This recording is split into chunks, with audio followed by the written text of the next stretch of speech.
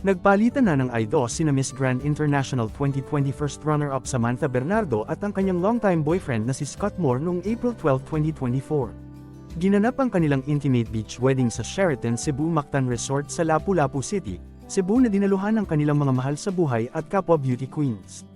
Dumalo ang kapwa beauty queens na sina Nicole Cordovez, MJ Lastimosa, Samantha Panlilio, Roberta Tamundong. Present din si Aramina at Alisa Valdez. Suot ang white halter wedding gown na gawa ng fashion designer na si Yahay Pantaleon. Makikita na blumang si Samantha sa kanyang bridal look na kinumpleto ng isang bouquet ng Ecuadorian roses, Phalaenopsis, at Gypsophila.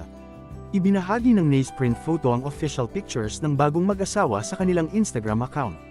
Caption sa post: "Just married. First official photos of our couple today, wedding in Cebu City, best wishes Samantha and Scott." Na-engaged sina Samantha at Scott noong February 2023.